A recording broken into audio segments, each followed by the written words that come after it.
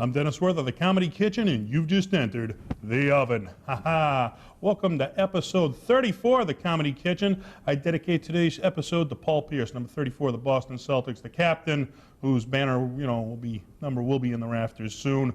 Today we're making some Mongolian beef, so get your tummies ready. For this episode, I brought on my friends from comedy. Please help me welcome Mr. Frederick Noonan. Frederick! Hello, Dennis. Thank you for coming on, man. You pumped? I'm looking forward to eating some Mongolian beef, to be honest with you. Yeah, absolutely. Yeah, some good eating. You get some good eating at home? Well, not as much as I used to. As you can see, I look like I slipped under the fence. You keep coming to the Comedy Kitchen. You know what's going to happen?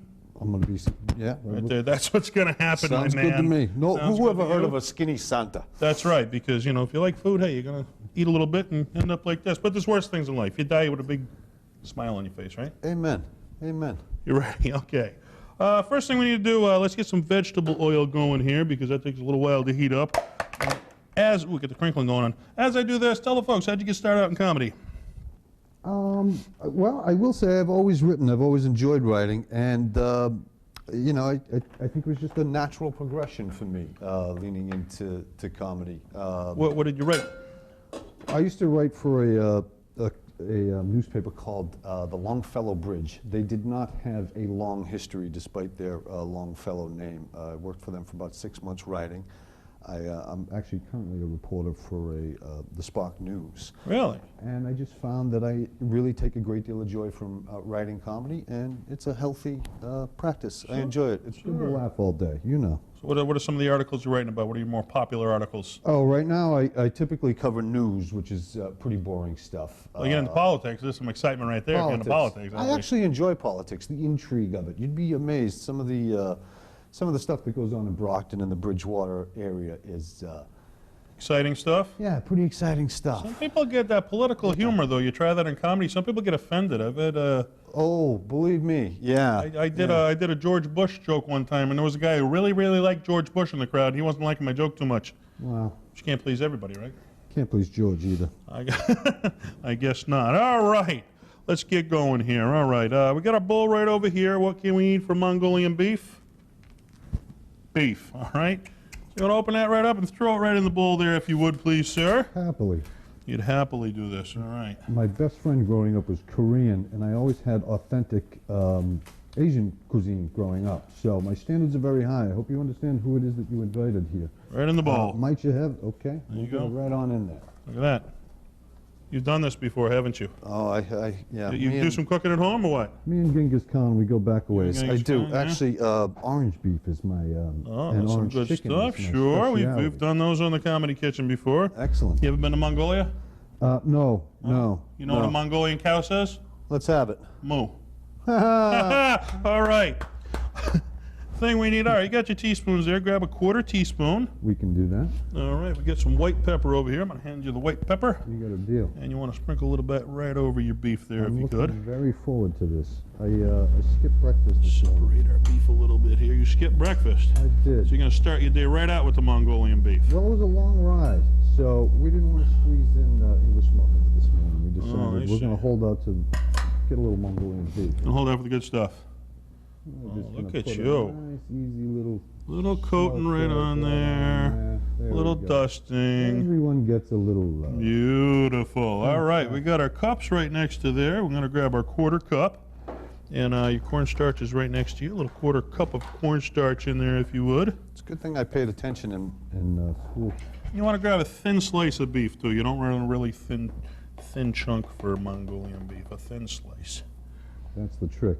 That's the trick. So you've done this before, yes? I've done this. Hey, look at the size of me. I've done a lot of food before, but hey. You're not starving. I like to cook. I love to eat. That's the payoff right there in my book. My brother Sean is married to a very charming girl by the name of Rosatone. Cooks everything from scratch, cooks quite a bit. As a result, he has about 45 healthier pounds than I on his frame. So he's a lucky man. Yeah. You familiar with the biblical story Cain and Abel? Yes, I am. Someday.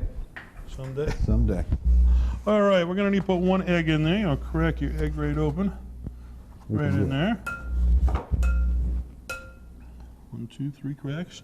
4 cracks. Whamma jamma. Whamma jamma. Oh, look at that with a puff. Very beautiful. Nice. Oh, I'll grab that off you. I'll pass you the spoon. You want to mix that up a little bit until it's all coating the beef in there, if you would. We can do that. What's the next Step? Like an old pro. What do you got planned after this? All right, we're going to let that set for a minute, then we're going to start on our sauce.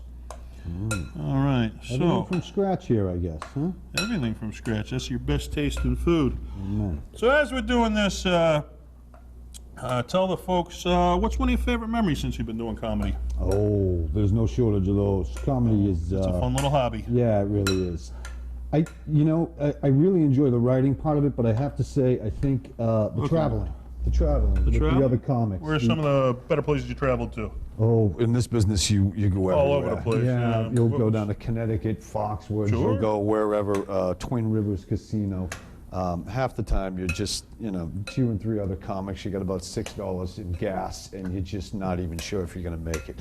But just just those rides. Sometimes the road trips with the other comics are half the fun. Absolutely. The stories that are told on the way down to the...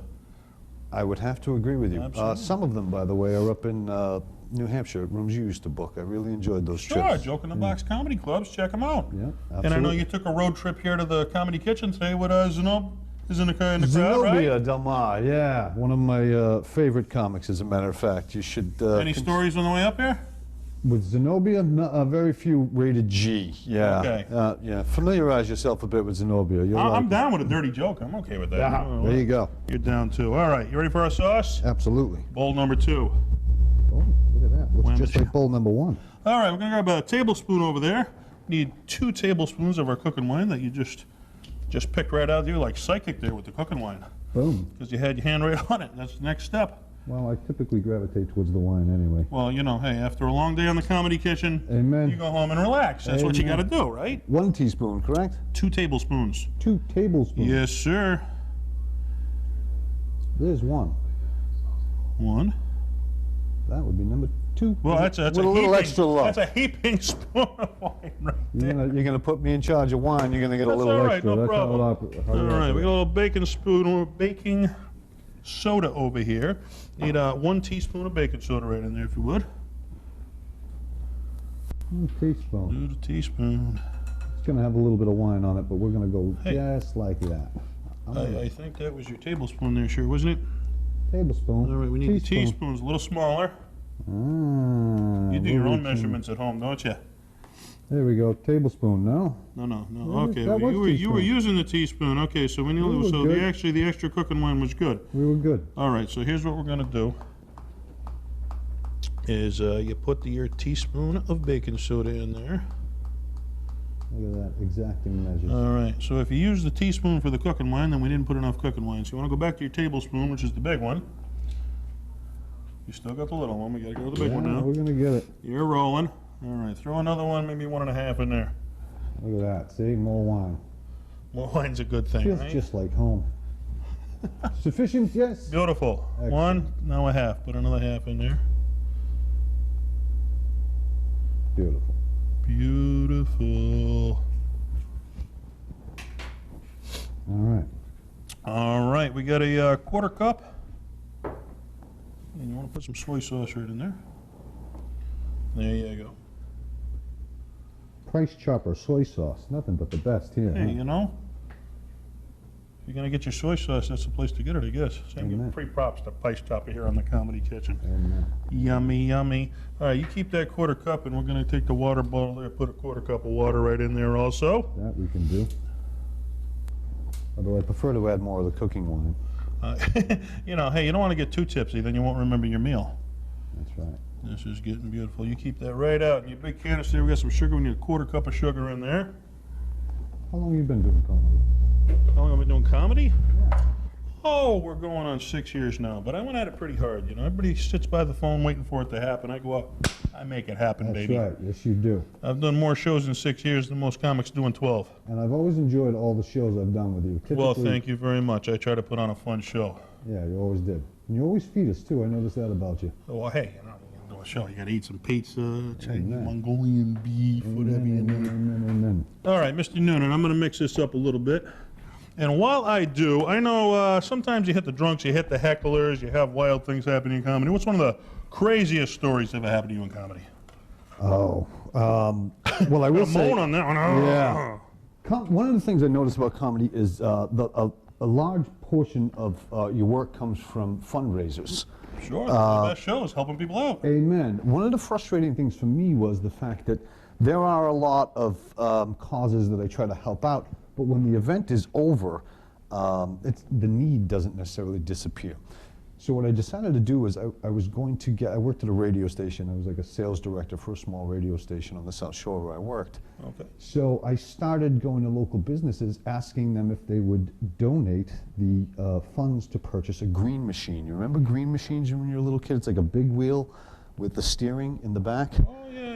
The big bag green machine, I believe the commercial was. I have 13 of them and wow, a trailer. Like a collector's item. Yeah, and I keep them in my basement, and we'll gather kids up, and we'll basically go and organize races with little kids. Green machine races going on. Green machine races with right. little kids. I like it. We, prior to one of them, part of one of the fundraisers, we had a bunch of adults riding them down Tower Hill in Brockton. Oh. Getting up to speeds of about 35 miles an hour. Grown men, police. Really? On a green machine? Oh, yeah, cops, basically. Don't build them like that anymore, baby. They get halfway down the hill, and it was just a bloodbath. They just spilled everywhere. Just a few wipeouts? We took a few of those. Quite a few. You know, you skin up your knees, what are you going to do? But watching grown men fly down the hill, I think that's probably my favorite memory of comedy. Hey, funny things happen. I could eat that just a All little right, bit. we got your beef. We're going to lightly, I'm going to give you your spoon here. Lightly, because this is very hot oil. We're going to put it in the oil very easily and gently. We don't want no burns on the comedy kitchen. No. Nice and gentle. You hear the sizzles? Ooh. Oh, yeah. That's when you know it sounds good, right? So what is it about Mongolian beef that makes it Mongolian? It's the mixture of the sauces, okay? Which actually, we did Mongolian chicken on the last episode, and then the measurements are a little bit different on the beef, and there's a few different ingredients, so it's the sauces that make the difference. So it has nothing to do with Genghis Khan? Looking good, sir. I can take that right back for you. Alrighty. So, when you were growing up and thinking about doing comedy, who are some of the mainstream comics that inspired you to really want to try it? Oh, I think it's the typical hit list. George Carlin, always. The legend? Yeah, just something about his take on basically the world he lived in. It was always a little twist, little sensibility, a whole lot of sarcasm, and as you know, had his own style, as many do. Yeah, absolutely. Who else were some of your favorite guys? I like Rodney Dangerfield. I actually worked The Godfather. I worked with Spike Tobin, who did a lot of work with Rodney Dangerfield. Really? Or was it Howard Stern? I'm not a big Stern fan, but I'd say Dangerfield, George Carlin, Lenny Bruce. Naturally. Lenny Bruce, really good stuff. He didn't get the credit he deserved. Lenny Bruce was, he broke the rules first, I'll tell you. Yeah, he absolutely did. You know, the thing I love about Rodney Dangerfield is he gave back. He never forgot where he came from. He helped Roseanne Barrs and the Sam Kinnisons. Gave back to the next generation, really helped them come together and start the next generation of comics. I always dig that when you help out. Because some people in the Boston scene help out and some people like to kick it down. You know that. I will say, on the local level, a guy who I felt always kind of missed the spotlight and shouldn't have, Chance Langton, who I worked with. He's a Boston legend, yeah. Yeah, just a magician, just amazing. Oh, yeah. He would do this bit where he would suggest that he loves laughter and he likes to orchestrate laughter without even saying a word. He had a room rolling for a good minute and a half. And he was actually Rodney's opening act for a while, actually. That's how he made his moves. But phenomenal. Boston legend. You get a chance, you check out Chance Langton. Chance Langton, decent guy, too. Absolutely. All right, well, this is frying up.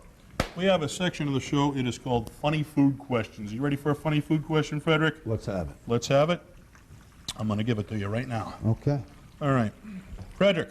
Yes, sir. If you went grocery shopping and you came home with some creamy white finishing sauce, what do you think you'd be coming home with? Creamy white finishing sauce. Probably a prescription. A prescription from the grocery store? Yes. Oh, okay. Some grocery stores have let's take a look. What are we coming? It's actually gravy. You'd be coming home with some gravy right there. Oh, it's not a prescription. Sauce, see? So when you thought it was X-rated, it's not. It's just a gravy. Oh, I see. Would you try from the creamy white finishing sauce gravy? Would I what? Would you try it? Happily. Happily? Thanksgiving, you know, Would stuff you happen like to have that? any in your pocket there? I don't have any on me, but, you know. I'm growing concerned about your apron. Why? What's the matter with my apron? It's straying close to the stove. Oh, you know, that's little leftovers. That's why you have an apron. It's not my Yeah, shirt. that's right. All right, here's what we're going to do. I'm going to drain everything right on into here, which actually leaves us with a light coating of oil on here. It smells fantastic, by the way. We're getting there. Slowly but surely, it's all coming together. Okay. All right. On the local scene, who are some of your favorite comics on the local scene to work with? Again, Chance Langdon, no doubt. Another guy who I Legend. think, another legend that a lot of people may not have heard of, Rich Gustis. Rich Gustis. Rich Don't know. Gustis, Boston guy. Really, he teaches a comedy class. I myself never took it. Perhaps should have. Okay. Just a decent guy. He's been around Boston. Everybody in Boston knows Rich Gustis. Pretty much all the comics. He's been at it for a while too. Spike Tobin, crazy Spike Funny Tobin. guy, Spike, yeah. Yeah, very. Might have to get him funny up guy. here sometime. Who knows? Spike's a good egg. All right, we got a little bit of coconut oil right here. Oh, So I'm going to open up your coconut oil, put maybe 1 teaspoon of coconut oil right on in our pan here. We can do it. And where exactly do you buy your organic coconut oil? Any grocery store should have some coconut. There's different variations of it, but you can pick it up. Pretty much any grocery store should have it. Excellent. 1 teaspoon. Yes, Oh, sir. wow. That's Yeah, excellent. it'll melt. It'll melt very quickly. My kids, Right on in. I have 2 small kids, and they like pina coladas. Who don't? Oh. Who don't? That's right. Well, we don't add the hard stuff for them. They're too young for Beautiful. that. All right, you want to keep out your teaspoon? We got our minced garlic right over here. You'll put one teaspoon of minced garlic right in here with our coconut oil. Oh, that smells good, too. I could probably eat that right out of the jar. All right, we're going to saute that up a little bit. So, if people want to check you out doing comedy, where's some of your hot spots you play where they can check you out doing some comedy? Next week, I'm in Portland, Maine. Don't ask me the name of the place. Laugh Shack. Laugh Shack in Portland, Maine. There you next go. week. I do like, one place I really enjoy in the Boston area is Giggles on the North Shore. Sure, Legends play up there. Lenny yeah. Clark's home base right there. Yeah, amen. I haven't been up there in a while, but I will say I've never had a bad experience there. Really Very enjoy the fun place. You should check it out. Yeah, they put on a good show. Oh, my. All right, so we're going to add a little bit of our beef right on back in here. You hear the sizzling? I do. Those are the yummy sounds of cooking right there. I'm just grabbing on making seafood. I'm not a big fan of seafood. Not a big seafood fan? I like Swedish fish, those little red licorice ones. You ever had them? I can't say I have. No, I'm a Those are big fan good. of shrimp, though. I'm a shrimp guy. Goldfish pretzels are good, too. Absolutely. That's as far as I go with the seafood. All right. Frederick, Yes, sir. we actually have a mascot here on the Comedy Kitchen. You do. His name is Bobo Banana. He's our banana on the street. He's at local restaurants doing food reviews. Okay. You want to check out where Bobo's at today? I'd like to. Yeah. Oh, wow. What do you know? He's right behind us. Check it out. Where's Bobo?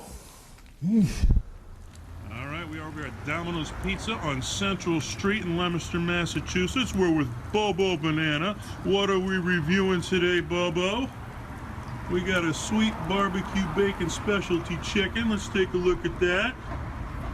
All right, and what's your review, Bobo? Good review on the specialty chicken. Specialty chicken at Domino's. Got a good review. You gonna try some? You know, anything a banana recommends, I just can't say. With How a can you banana, say right? no? You know what Yeah. I'm saying, man? My nickname's Monkey. You know that, So correct? now the monkey, banana, it all works, Exactly. right? How can I say no to that? Absolutely. Under no circumstance. All right, you want to pour our sauce right in there ever so gently? Happily, happily, happily. Wow, that really does smell immaculate. And we're getting there. Fantastic. Go All look. right. Genghis Khan. Our next step is we have some scallions here. Oh, you're going to give me a knife. You can grab a knife right out of our block there. Whatever one suits your fancy. You got the big knife. You don't mess around. See, No. some people go for the small knife, but not you. I don't play games. I quit school because of recess, you know? All right. Maybe take your elastic band off of there. How thin you want it? And about some 1/4-inch slices, maybe 3 cuts. Okay. Uno, dos, tres. All right, grab those and throw them right on in here with our beef. Still got all my fingers. We're good.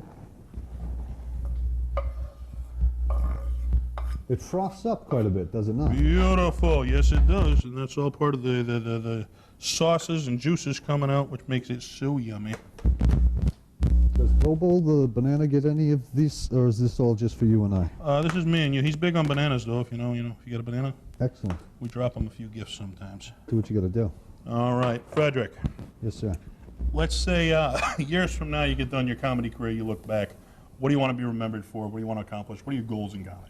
To be honest with you, I don't have stars in my eyes. I enjoy doing comedy. It's healthy. The love. Yeah, the love. I enjoy doing it, the creativity with it. I would like, to be honest with you, to be able to pass that on to my kids. Sure. Have them maybe grow up learning to laugh. Laughter is the best medicine, right? You know? Is. If you can make fun of your problems in life, then they're not as tough of problems if you can laugh about it, right? I would agree with you wholeheartedly. That's a good thing Yes, to pass sir. on to your children, okay. Yes, sir.